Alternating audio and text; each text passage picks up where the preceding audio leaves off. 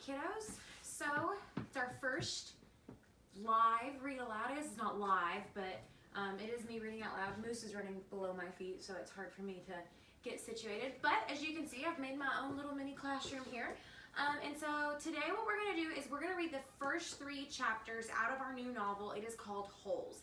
I am so super excited that this is going to be what we're digging into, and I hate being away from you guys, and I miss you guys so much.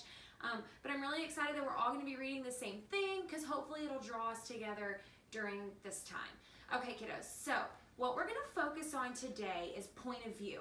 Now, if you'll remember, we learned about 2 points of view in the 4th grade. We learned about first person point of view and third person point of view. Okay, and remember, first person point of view is that the character is telling the story. Keywords are going to be I, me, and my. Think about the lightning thief. It was told from Percy's point of view, so it was first person.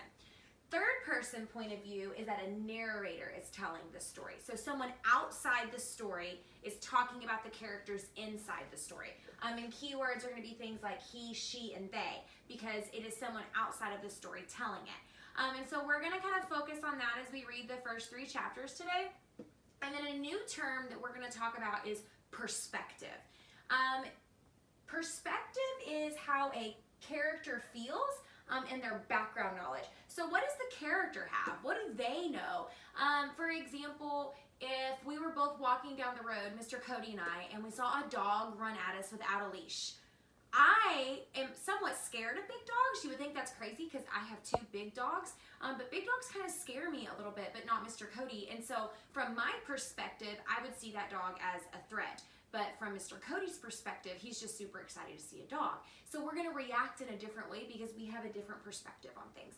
So as I'm reading the first 3 chapters with you today, I'd love for you to follow along with me because you're going to fill out a graphic organizer. Now you can do this one of 2 ways. You can wait till we're all done reading and then fill it out. Or as I'm reading to you, pause the video and type in the graphic organizer as you see some clues. It is going to ask you to use text evidence. And we know text evidence is word for word. Okay? So here is the question that we're really focusing on today. What is the point of view and how does it impact the story? This question is going to help you with your graphic organizer. Now, if at any point in time when you're working on this lesson today, if you feel like this little review wasn't enough, there is a whole lesson on Google Classroom called Point of View. Go, it's 10 minutes. You're going to watch my lesson about how to use point of view. I'm going to fill out a graphic organizer that looks just like your graphic organizer. So if you need help at any point of time, just stop the video, go watch my other lesson.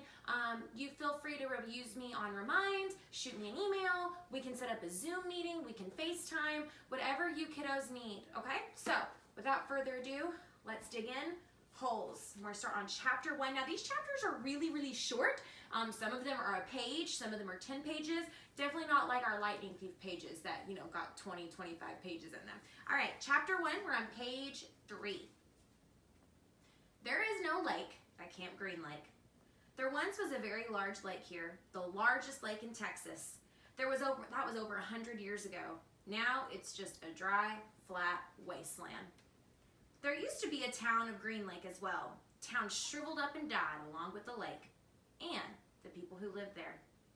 During the summer, the daytime temperature hovers around 95 degrees in the shade, if you can find any. There's not much shade on a big, dry lake. The only trees are 2 old oak trees on the eastern edge of the lake. A hammock is stretched between the 2 trees, and a log cabin stands behind that. The campers are forbidden to lie in the hammock. It belongs to the warden. The warden owns the shade. Out on the lake, rattlesnakes and scorpions find shade under rocks and in the holes dug by the campers. Here's a good rule to remember about rattlesnakes and scorpions. If you don't bother them, they won't bother you, usually. Being bitten by a scorpion or even a rattlesnake is not the worst thing that can happen to you. You won't die, usually. Sometimes a camper will try to be bitten by a scorpion or even a small rattlesnake. Then he will get to spend the day or 2 recovering in his tent instead of having to dig a hole out on the lake. So why would a camper want to be bitten? Think about that for just a second. Why would a camper want to be bitten? Well, it kind of sounds like to me, and from the title of our book, that all these boys do at this camp is dig holes. And I don't know about you, but I don't want to dig a hole. But you don't want to be bitten by a yellow spotted lizard. That's the worst thing that can happen to you. You will die a slow, painful death. Always. If you get bitten by a yellow spotted lizard, you might as well go into the shade of the oak tree and lie in the hammock. There's nothing anyone can do for you anymore. Now, who owns the shade? Think about it. The warden. And it said that the campers aren't allowed to lie in the hammock, but if you get bit by a yellow spotted lizard, go ahead and lay in that hammock, buddy, and enjoy the last minutes of your life. Because it doesn't matter what the warden can do to you. You get bit by that yellow spotted lizard, and you're going to die. Chapter 2. I'm on page 5. The reader is probably asking, why would anyone go to Camp Green Lake? Most campers weren't given a choice. Camp Green Lake is a camp for bad boys. If you take a bad boy and make him dig a hole every day in the hot sun, it'll turn him into a good boy. That was what some people thought. Stanley Yelnats was given a choice. The judge said, you may go to jail or you may go to Camp Green Lake. Stanley was from a poor family. He had never been to camp before. I wonder if Stanley knew what kind of camp he was being sent to. I'm going to go ahead and pick probably not. And also I want you to think, this is it. This is all of chapter 2. That's all there is. Why in the world does the author give us a chapter that's just a paragraph? It's a hook. It's a way to draw me in. I read that little paragraph about Camp Green Lake's lake or a camp for bad boys, and that's where Stanley went, then boom, I want to flip the page and I want to learn about Stanley. Chapter 3, page 6. Stanley Yelnats was the only passenger on the bus, not counting the driver or the guard. The guard sat next to the driver in his seat, turned around facing Stanley. A rifle lay across his lap. Stanley was sitting about 10 rows back, handcuffed to his armrest. His backpack lay on the seat next to him. It contained his toothbrush, toothpaste, and a box of stationery his mother had given him. Stationery is like paper, pens, and envelopes. It's what you take with you when you go on long trips so that you can write letters to the people back home. So Stanley's mom wanted him to be able to send him some letters. He'd promised to write her at least once a week. He looked out the window, although there wasn't much to see. Mostly fields of hay and cotton. He was on a long bus ride to nowhere.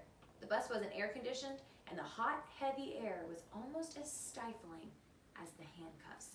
Think about that word stifling. What do you think that means? The bus wasn't air-conditioned, and the hot, heavy air was almost as stifling as the handcuffs. Think about handcuffs. What do? They keep your hands together, right? So if those are stifling, that means it keeps me down. It makes it feel like I can't move. Then the hot air, it was so heavy and humid, and we've had air like that here in Arkansas, right? It made him feel like he couldn't do anything. So it sounds like the weather is not something that I would want any part of. Stanley and his parents had tried to pretend that he was just going away to camp for a while, just like rich kids do. When Stanley was younger, he used to play with stuffed animals and pretend the animals were at camp.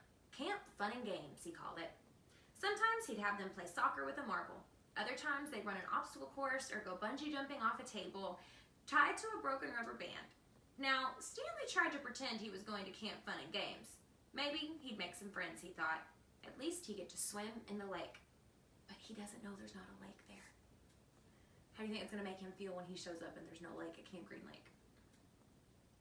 He didn't have any friends at home. He was overweight, and the kids at his school often teased him about his size. Even his teachers sometimes made cruel comments without realizing it. On his last day of school, his math teacher, Mrs. Bell, taught ratios. As an example, she chose the heaviest kid in the class and the lightest kid in the class and had them weigh themselves. Stanley weighed 3 times as much as the other boy. Mrs. Bell wrote the ratio on the board, 3 to 1, unaware of how much embarrassment she had caused both of them. I want you to imagine how Stanley's feeling in that moment. For a teacher to sit there and say, Stanley, you're the biggest kid in this classroom. Come up, stand here, and let's weigh you. And to tell the whole class his weight. And then to say that Stanley weighs 3 times as much as the kid who's the lightest in the class, who weighs the least. I mean, I want you to imagine how both those kids probably felt. That's a really embarrassing thing. Like, what if I did that to one of you guys? How would that make you feel, you know? Stanley was arrested later that day. I'm in the middle of page 7. He looked at the guard who sat slumped in his seat and wondered if he'd fallen asleep. The guard was wearing sunglasses, so Stanley couldn't see his eyes. Stanley was not a bad kid. He was innocent of the crime for which he was convicted. That means he didn't do it. He'd just been in the wrong place at the wrong time. It was all because of his no-good, dirty, rotten, pig-stealing great-great-grandfather. He smiled. It was a family joke. Whenever something went wrong, they always blamed Stanley's no-good, dirty, rotten, pig-stealing great-great-grandfather. Supposedly, he had a great-great-grandfather who had stolen a pig from a one-legged gypsy, and she put a curse on him and all his descendants. Descendants means like his kids and then his kids' kids and so on and so forth, okay? So you are the descendants of your parents. Stanley and his parents didn't believe in curses, of course, but whenever anything went wrong, it felt good to be able to blame someone. Who likes to be able to blame it on somebody else? Me, but at the end of the day, we know we have to take responsibility for it. Things went wrong a lot. They always seemed to be in the wrong place at the wrong time. He looked out the window at the vast emptiness. He watched the rise and fall of a telephone wire, and in his mind he could hear his father's gruff voice softly singing to him. If only the woodpecker sighs, the bark on the tree was a little bit softer, while the wolf waits below, hungry and lonely, he cries to the moon. If only, I'm a great singer. It was a song his father used to sing to him. The melody was sweet and sad, but Stanley's favorite part was when his father would howl the word moon. The bus hit a small bump, and the guards set up, instantly alert. Stanley's father was an inventor. To be a successful inventor, you needed 3 things: intelligence, perseverance, and just a little bit of luck. Stanley's father was smart, and he had a lot of perseverance. That means he never gives up. When you have perseverance, it means you don't give up even when things are hard. Once he started a project, he would work on it for years, often going days without sleep. He just never had any luck. Every time an experiment failed, Stanley could hear him cursing his dirty, rotten, pig-stealing great-great-grandfather. Stanley's father was also named Stanley Yelnats.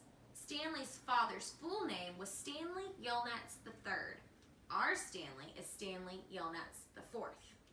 Everyone in his family had always liked the fact that Stanley Yelnats was spelled the same forward as it was backward. Try that. Write down Stanley Yelnats and then look at it backward, and it still spells Stanley Yelnats. Yelnats is Stanley spelled backwards. So they kept naming their son Stanley. Stanley was an only child, and as was every other Stanley Yelnats before him. All of them had something in common. Despite their awful luck, they always remained hopeful. As Stanley's father liked to say, I learn from failure. But perhaps that was part of the curse as well. If Stanley and his father weren't always hopeful, then it wouldn't hurt so much when their hopes were crushed. What that means is because they always hoped and thought, yes, this is going to be it. This is going to be the one that works. And then it didn't. It hurt a lot worse than if they had gone into it going, this probably ain't going to work. Okay, so when they had their hopes high, they fell that much further. But it's always good to have hope. Not every Stanley Yelnats had been a failure. Stanley's mother often pointed out whenever Stanley or his father became so discouraged that they actually started to believe in the family curse. The first Stanley Yelnats, Stanley's great-great-grandfather, had made a fortune in just his great-grandfather, not his great-great-grandfather, not the pig-stealing grandfather, the one right after him. Stanley's great-grandfather had made a fortune in the stock market. He couldn't have been too unlucky. At such times, she neglected to mention the bad luck that had befell the first Stanley Yelnats. He lost his entire fortune when he was moving from New York to California. His stagecoach was robbed by the outlaw Kissin' Kate Barlow. If it weren't for that, Stanley's family would now be living in a mansion on a beach in California. Instead, they were crammed in a tiny apartment that smelled of burning rubber and foot odor. If only, if only. The apartment smelled the way it did because Stanley's father was trying to invent a way to recycle old sneakers. The first person who finds a use for old sneakers, he said, will be a very rich man. It was the latest project that had led Stanley to his arrest. The bus ride became increasingly bumpy because the road was no longer paved. Actually, Stanley had been impressed when he first found out that his great-great-grandfather was robbed by Kissin' Kate Barlow. True, he would have preferred to be living on the beach in California, but it was still kind of cool to have someone in your family robbed by a famous outlaw. Kate Barlow didn't actually kiss Stanley's great-grandfather. That would have been really cool. But she only kissed the men she killed. Instead, she robbed them and left them stranded in the middle of the desert. He was lucky to have survived, Stanley's mother was quick to point out. The bus was slowing down. The guard grunted as he stretched his arms. "Welcome to Camp Green Lake," said the driver. Stanley looked out the dirty window. He couldn't see a lake, and hardly anything was green. Okay, kiddos, so that's what we're going to read for today. Okay, see, not bad. It was about 7 pages. So again, I want you to think. Your graphic organizer is going to ask you about point of view. Was it first or third person? Was it the character telling the story, or was it a narrator telling the story? Think about those keywords. I, me, my, he, she, they. And then I want you to think about perspective. Whose perspective were we hearing from? Okay, whose perspective did this focus on? So when you work on your graphic organizer, this is going to be the question that you're answering. What is the point of view, and how does it impact the story? So your assignment for today is to go on to the next slide after this video, and I want you to complete the graphic organizer using the first 3 chapters that I just read to you, okay? If you're having any trouble with it, please let me know, or go back and watch the lesson I've posted in Google Classroom about point of view. When you're all done, since we're not all here and we can't use our talking chips and we don't get to have a discussion, there's a question on Google Classroom that I want you to type an answer into, and you're going to get to see all your classmates' answers. And if you want to reply to one of them, you can say, "I agree, I'd like to add," just like we do in class, okay? So do the graphic organizer. That's your first step. The second step is to go type your answer into the question on Google Classroom. I love you guys. I miss you guys, and I'll see you tomorrow when we read chapters 4 through